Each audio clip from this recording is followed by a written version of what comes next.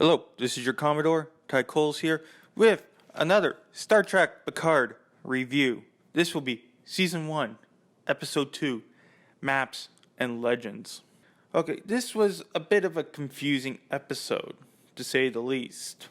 So, after your standard recap of the previous episode, we get a flashback to 14 years ago at Utopia Planitia shipyards, where the ships that are orbiting Mars look like they belong more in the late 22nd century to the 23rd century and not the late 24th century. Attention all personnel. Happy first contact day. Celebrations will be held in designated... I guess this is the incident that happened with the synthetics, or what they called plastic people. It's interesting to see the actual events unfold during this time. Grid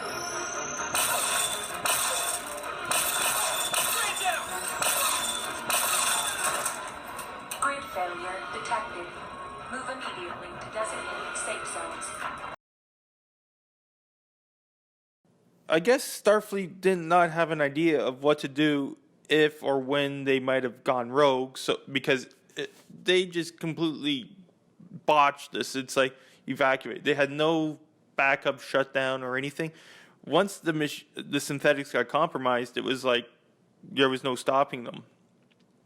Which I'm surprised, because why wouldn't Starfleet learned their lesson? Because there was multiple occasions when Lieutenant Commander Data went rogue. Not like it.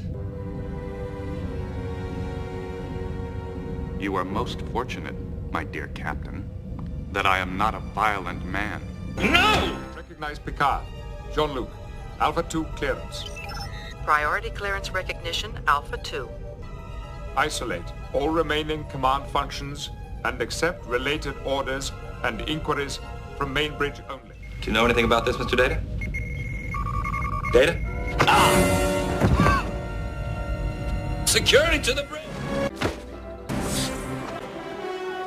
Now move!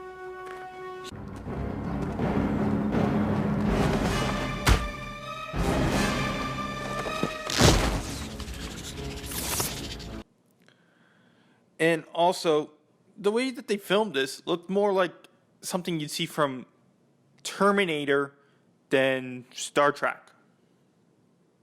Just saying. We go back to the vineyard. Again, some beautiful shots of the vineyard.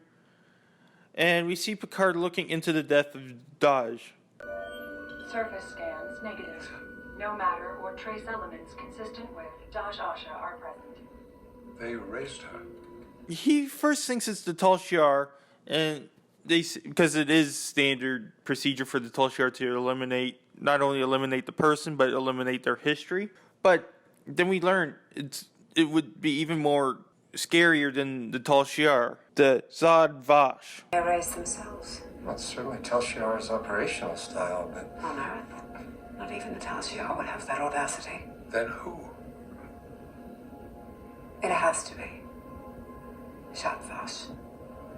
Which is some sort of legend, myth, predecessor to the Tal Shiar. It's like the Federation would call the Tal Shiar the secret police, so it's the secret police of the secret police is what I'm trying to get from this. Tal Shiar myth.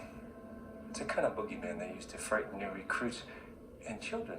I have reason to believe that the Tal Shiar is merely a mask worn by another far older cabal. That before the Tal Shiar, there was the Shadvash.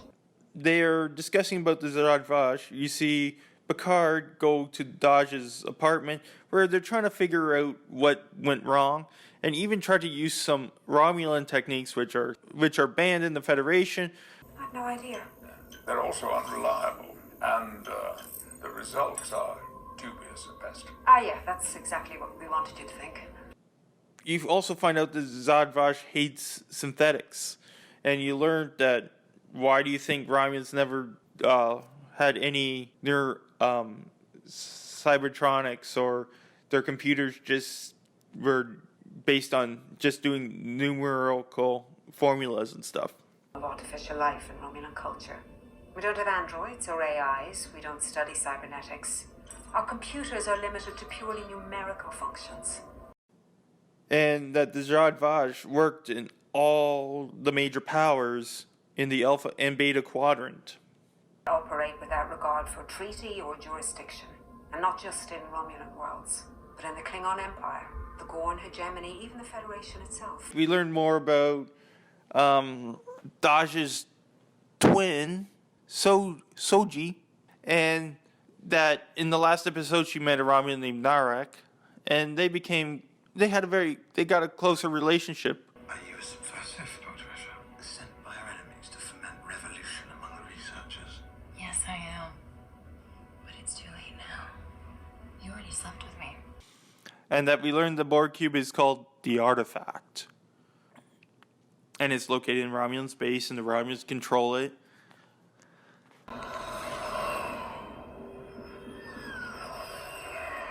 Beautiful. And no one's ever said that before about it. So then we have Picard. Before he goes to Starfleet, he wants to get medically cleared. So he has, a doctor friend, a friend of his that's also a doctor from when he was commanding up the Stargazer. Great that they brought up the Stargazer. Weird, though, that he wouldn't...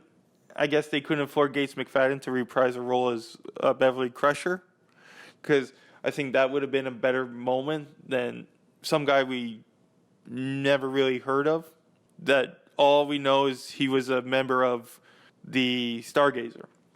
So, and we learned that physically Picard is at or above Starfleet recommendations, but he has some sort of injury in his brain, mental injury. For a relic, you're in excellent shape.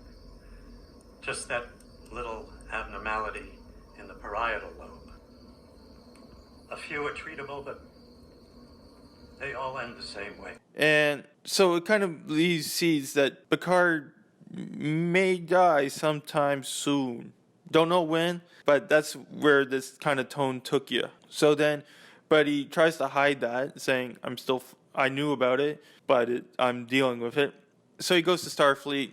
That's actually, I like how they did it here. It looks like Starfleet, it looks like an updated version of Starfleet headquarters. I love how they're using the transporter like doorways. That's kind of interesting.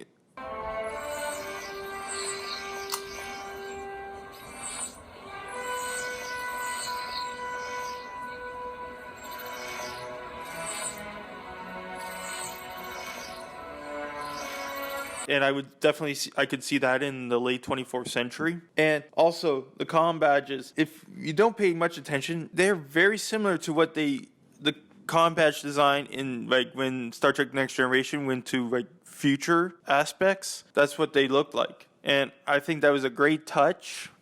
And the sound effects were pretty good. And then you see some holographic images of the original Constitution Enterprise, but it's the Discovery version, which really, they really are trying to sell this Discovery as being Star Trek, which it's completely not. But then you see the Galaxy class Enterprise D, and it's the Enterprise D. There's no modification, no nothing towards it. All visitors must report to main security desk. All visitors must report to main security desk. So I don't get why they have to, like, I still don't mind the updated look of the original Enterprise, but, like, if you're going to keep the Enterprise D looking 100% like it did, why couldn't you have done that with the Constitution? So you have Picard talking to the Admiral. This is where it kind of went downhill for me, this whole episode. It's starting off decently. Yeah, it had some more vibes of a Terminator or a CSI in there, but it was still interesting. This is when it kind of went downhill with Picard trying to say, yes, we do help people in need. They helped the Cardassians, even though they were supposedly Cardassians were their enemy. They still helped them. And they keep saying that the Romulans were their enemies, and that 14 species would have left if we continued to help the Romulans. Romulans were our enemies, and we tried to help them for as long as we could. But even before the synthetics attacked Mars, 14 species within the Federation said cut the Romulans loose or we'll pull out. And they said the same thing about the Klingons about 100 years previous to this. And guess what happened? The Klingons became one of their biggest allies. But you know how I feel about this. They're animals, Jim. There is an historic opportunity here. Don't believe them. Don't trust them. They are dying. Let them die. Don't they forget that the Romulans helped win the war against the Dominion?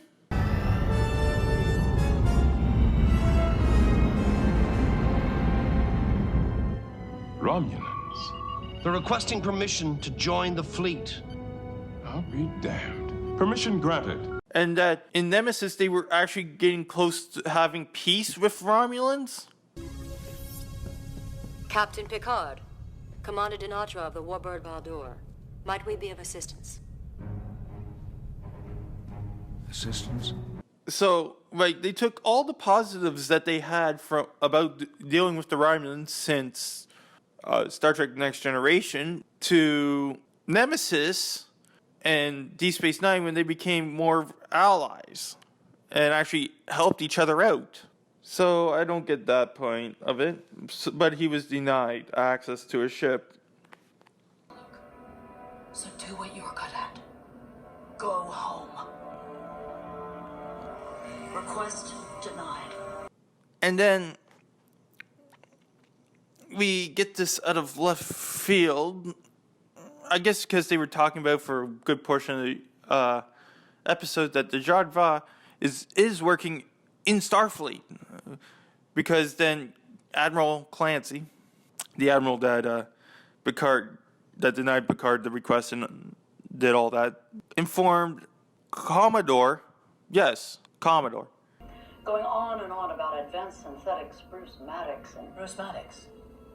Is he still alive? Does it even matter? And then there was this wild talk about clandestine Romulan anti-synthops here on Earth. Again, this is weird that they're introducing the rank of Commodore again because you've not heard the rank of Commodore since the original series. The last time I believe I ever heard the rank of Commodore was in Star Trek The Motion Picture.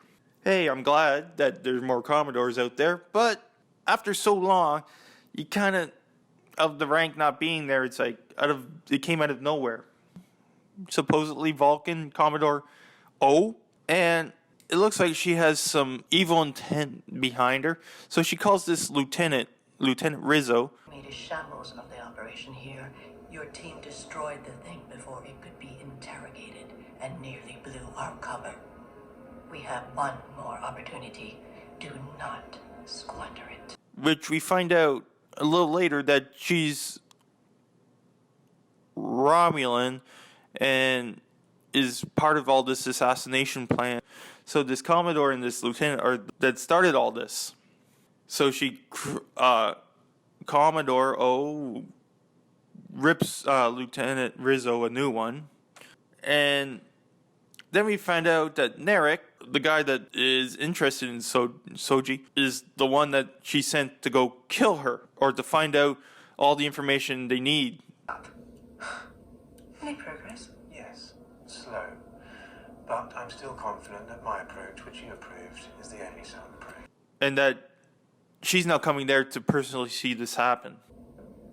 Commodore O is quite distressed. She has been a useful ally for a long time. I can't have her turning on us. When I arrive. When you arrive. And also we find that Picard found his ship with an old friend that he must have pissed off. Just wants to talk. There isn't anything you could say that I want to hear. Secret Romulan assassins are operating on Earth. So it's interesting to see what happens there.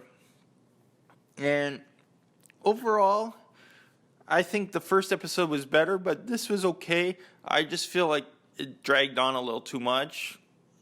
Like, to get to the major points of the story, like, you only really need to watch 30 minutes of the whole episode. The chemistry between Narek and Soji is like, not not the best. And of course they had to include a sex joke about it. I'm on top of it.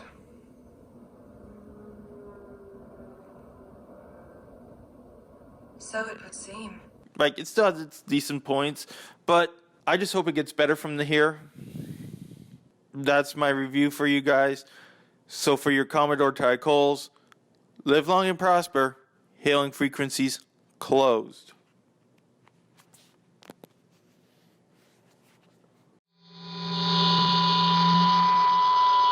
Thank you for watching Commodore Ty and enjoying this video.